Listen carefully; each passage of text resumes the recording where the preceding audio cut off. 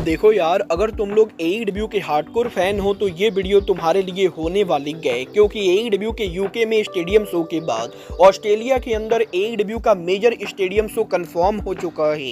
Adam कोबलन के AEW पर return होने को लेकर बैक स्टेज से काफी बड़ी अपडेट आ चुकी है। तो गाइज वहीं लूचा ब्रोज के डब्ल्यूडब्ल्यूई पर मूव करने को लेकर पेंटागन जूनियर ने काफी बड़ी कंट्रोवर्सी क्रिएट कर दी है। तो गाइज चलिए बिना किसी देरी के शुरू करते हैं इस वीडियो को, और सबसे पहले बात करेंगे एईडब्ल्यू के कोलिजन शो के व्यूअरशिप की। गाइज यहां पर बात करें एईडब्ल्यू के कोलिजन शो की, तो गाइज जैसा कि आपको याद होगा 2 हफ्तों पहले जब डब्ल्यूडब्ल्यूई के समर स्लैम के साथ एईडब्ल्यू का collision show head to head गया था, तो एईडब्ल्यू के कोलिजन शो की व्यूअरशिप एईडब्ल्यू हिस्ट्री की लोएस्ट व्यूअरशिप गई, जहां पर एईडब्ल्यू के कोलिजन शो को मात्र यहां पर 1,90,000 व्यूअरशिप मिली थी, जो यहां पर पिछले 5 सालों में एईडब्ल्यू के किसी भी शो के मुकाबले अब तक की सबसे लो व्यूअरशिप थी। बट गाइज यहीं लास्ट वीक जब एईडब्ल्यू का कोलिजन शो एक बार फिर से उनके नॉर्मल टाइम स्लॉट पर हुआ, तो एईडब्ल्यू के कोलिजन शो की व्यूअरशिप दोबारा से यहां पर बढ़ चुकी है, और एईडब्ल्यू के लास्ट वीक के कोलिजन शो को करीबन यहां पर 3,70,000 व्यूअरशिप मिली है, जो एईडब्ल्यू कोलिजन की लोअर एवरेज व्यूअरशिप है। वेल देखना बहुत ही दिलचस्प होने वाला है कि अब जबकि ओलंपिक्स ओवर हो चुका है, तो गाइज एईडब्ल्यू के इस हफ्ते कोलिजन और डायनामाइट को कितनी व्यूअरशिप मिलती है। बट गाइज चलिए फिलहाल आगे बढ़ते और बात करते हैं एडम कोबलन के एईडब्ल्यू पर रिटर्न होने की। गाइज यहां पर ये बात तो हम सभी लोगों को मालूम है, एईडब्ल्यू के डबल और नथिंग पेपर व्यू के ऊपर एडम कोबलन को स्टील केज मैच के अंदर इंजरी हो गई थी, और उसकी वजह से एडम कोबलन एईडब्ल्यू से बाहर चल रहे गए। और यहीं अब फाइटफुल के लेटेस्ट रिपोर्ट के अंदर फाइटफुल ने एडम कोबलन की इंजरी सिचुएशन को लेकर काफी बड़ी अपडेट दी, जहां पर फाइटफुल ने ये कंफर्म किया है कि एडम कोबलन की इंजरी और सर्जरी के बाद कोबलन यहां पर काफी बढ़िया तरीके से रिकवर कर रहे गए। और एईडब्ल्यू के अंदर वैसे तो फिलहाल यहां पर कोबलन के रिटर्न को लेकर दूर दूर तक कोई भी प्लान नहीं गए, बट अच्छी बात यह है कि कोबलन की इंजरी और सर्जरी के बाद कोई भी कॉम्प्लिकेशन नहीं गए, और गाइज एडम कोबलन जल्द ही एईडब्ल्यू के अंदर फुली रिकवर होकर रिटर्न करेंगे। वेल देखना बहुत ही दिलचस्प होने वाला है कि एडम कोबलन 2024 के एंडिंग से पहले एईडब्ल्यू के ऊपर रिटर्न करते हैं या नहीं। बट गाइज जहां तक बात रही रिटर्न करने की, तो गाइज एईडब्ल्यू के इस हफ्ते डायनामाइट शो के ऊपर एईडब्ल्यू के ऊपर एक बड़ा रिटर्न होने वाला है, और ये रिटर्न और किसी का ना होकर स्टारडम सुपरस्टार मीना शिराकावा का होगा। गाइज यहां पर ये बात तो मैं आपको ऑलरेडी बता चुका हूं, मीना शिराकावा ने यहां पर जापान को लीव करके अमेरिका के ऊपर मूव कर दिया है, और वो यहां पर आने वाले कुछ दिनों के लिए अमेरिका में रहने वाली गए। और गाइज 2 दिन पहले आरओएच के टीवी टैपिंग के ऊपर मीना शिराकावा के आरओएच में अपीयर होने के बाद अब एईडब्ल्यू के कल होने वाले डायनामाइट शो के ऊपर शिराकावा एईडब्ल्यू के डायनामाइट शो पर रिटर्न करेंगे। और जैसा कि हम सभी लोगों को मालूम है, एईडब्ल्यू के फॉरबिडन डोर के ऊपर मीना शिराकावा की टोनी स्टॉर्म की स्टोरी लाइन के अंदर मीना शिराकावा टोनी स्टॉर्म और मरिया मे के साथ इन्वॉल्व थी, और अब यहां पर एईडब्ल्यू के अंदर मरिया मे के टोनी स्टॉर्म पर हील टर्न के बाद कल एईडब्ल्यू के डायनामाइट शो के ऊपर मीना शिराकावा एक बार फिर से टोनी स्टॉर्म मरिया मे की स्टोरी लाइन में इन्वॉल्व होने वाली है।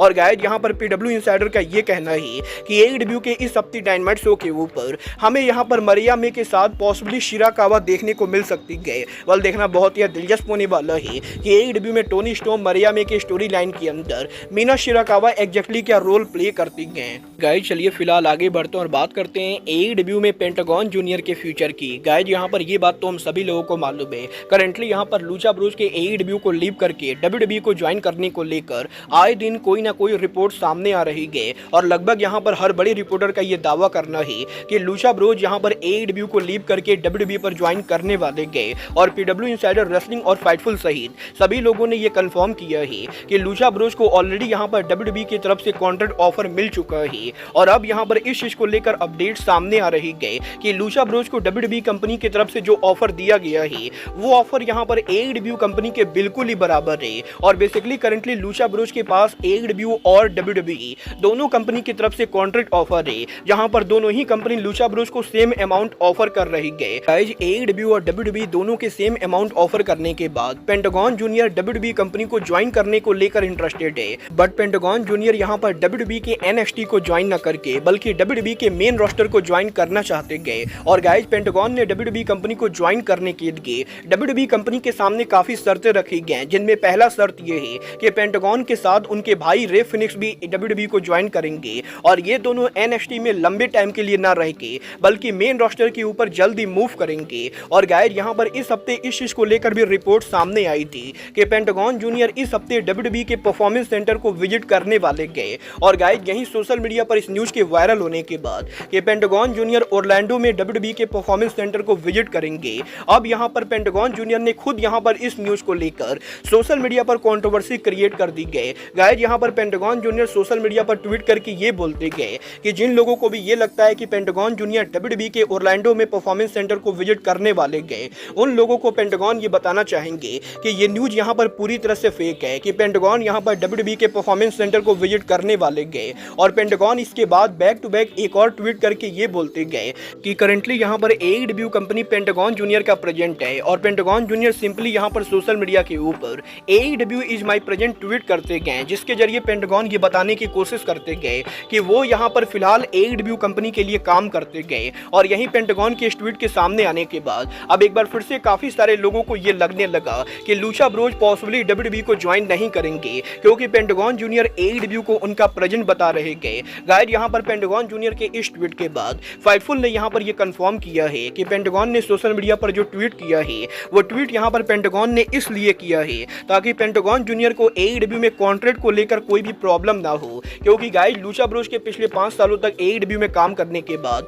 रे फिनिश और पेंटागन जूनियर दोनों को ही काफी बार इंजरी हुई थी, और इनके इंजर्ड होने की वजह से अगर यहां पर AEW चाहिए तो इनके इंजरी के टाइम फ्रेम को कॉन्ट्रैक्ट के अंदर एक्सटेंड कर सकती गए। और पिछले 5 सालों में जितने भी टाइम के लिए लूचा ब्रोज इंजरी की वजह से काम नहीं कर रहे थे, वो टाइम यहां पर AEW चाहे तो पेंटागन और रे फिनिश के कॉन्ट्रैक्ट में ऐड कर सकती गए। और गाइस इसीलिए पेंटागन नहीं चाहते गए कि वो यहां पर कोई भी ऐसी न्यूज को बाहर आने दे जिसकी वजह से AEW company possibly pentagon junior के कॉन्ट्रैक्ट को फ्रीज कर दे। और गाइस यहां पर पेंटागन जूनियर नहीं चाहते गए कि AEW कंपनी को ये लगे कि पेंटागन के AEW के कॉन्ट्रैक्ट में होने के बाद भी वो ऑलरेडी यहां पर AEW के बाहर दूसरी कंपनी के साथ नेगोशिएट कर रहे गए। क्योंकि गाइस यहां पर अगर पेंटागन जूनियर AEW में बिना बताए WWE कंपनी के साथ नेगोशिएट कर रहे गए तो AEW कंपनी की लीगल टीम पेंटागन जूनियर और WWE दोनों के ऊपर कॉन्ट्रैक्ट टेम्परिंग को लेकर लीगल एक्शन ले सकती गए। और पेंटागन जूनियर किसी तरह के लीगल लफड़े से बचने के लिए सोशल मीडिया के ऊपर बेसिकली AEW को डिफेंड कर रहे गए,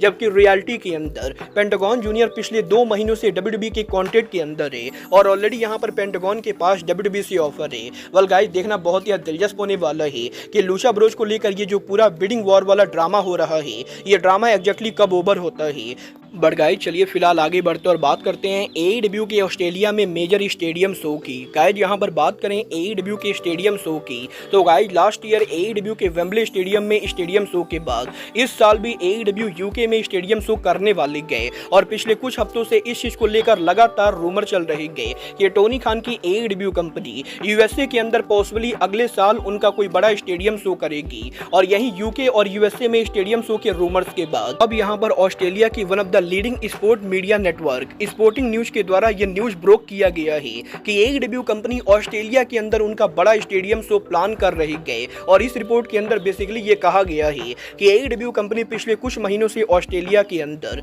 ऑस्ट्रेलिया की काफी सारे बड़े स्टेडियम के साथ नेगोशिएट कर रही गए। और गाइज करंटली ऑस्ट्रेलिया के 3 ऐसे बड़े स्टेडियम है जिनके अंदर AEW कंपनी उनका शो करना चाहती गए। और गाइज WWE के ऑस्ट्रेलिया में recently elimination chamber pay per view के बाद AEW कंपनी के भी ऑस्ट्रेलिया में काफी डिमांड होने की वजह से AEW कंपनी अगले साल 2025 के अंदर उनका एक बड़ा स्टेडियम शो ऑस्ट्रेलिया के अंदर करना चाहती गए। और गाइज यहाँ पर इस रिपोर्ट के अंदर ये कहा गया है कि AEW कंपनी इस स्टेडियम शो को करने के लिए दुनिया की one of the biggest live entertainment company TEG network के साथ पार्टनरशिप कर चुकी है। और बेसिकली इस पार्टनरशिप के अंदर TEG नेटवर्क AEW कंपनी के लिए ऑस्ट्रेलिया में ये पूरा डील फाइनलाइज करेगी। और TEG नेटवर्क ये मेक श्योर करेगी कि AEW कंपनी ऑस्ट्रेलिया के अंदर सबसे बेस्ट स्टेडियम के अंदर उनका शो करे। और गाइज यहाँ पर इस न्यूज के अंदर ये बताया जा रहा है कि AEW कंपनी ऑस्ट्रेलिया के अंदर TEG एंटरटेनमेंट के साथ मिलकर करंटली 3 बड़े स्टेडियम के साथ नेगोशिएट कर रही है, जिनमें पहला स्टेडियम मार्बल स्टेडियम है जो यहाँ पर मेलबर्न के अंदर है। और इस स्टेडियम की कैपेसिटी करीबन 53,359 के बराबर है। तो गाइज वहीं मेलबर्न में इस स्टेडियम के बाद AEW company Sydney football stadium के साथ भी नेगोशिएट कर रही है, जिस स्टेडियम की कैपेसिटी करीबन 45,500 के बराबर है। और इसके अलावा AEW के द्वारा ब्रिस्बेन सनक्रॉप स्टेडियम के साथ भी नेगोशिएशन चल रहा है, जिसकी कैपेसिटी करीबन 52,500 के बराबर है। और बेसिकली AEW कंपनी जिन 3 स्टेडियम्स के साथ नेगोशिएट कर रही है, उनमें से 2 स्टेडियम की कैपेसिटी करीबन 50,000 से ज़्यादा है, तो वहीं एक स्टेडियम की कैपेसिटी करीबन 45,000 से ज़्यादा है। और अब यहाँ पर AEW कंपनी को पॉसिबली इन तीनों स्टेडियम में जिस स्टेडियम के साथ सबसे सही डील मिलेगा, AEW कंपनी उसी स्टेडियम के अंदर अपने शो को करने वाली है। वेल, देखना बहुत ही दिलचस्प होने वाला है कि AEW कंपनी एग्जैक्टली ऑस्ट्रेलिया के अंदर अगले साल 2025 में ये शो कब करती है और एग्जैक्टली यहाँ पर इस शो का नाम क्या होता है। वेल गाइज, यहाँ पर मैं अगर अपनी पर्सनल ओपिनियन की बात करूँ तो गाइज मुझे यहाँ पर लगता है कि AEW कंपनी को मार्बल स्टेडियम के अंदर उनका शो करना चाहिए,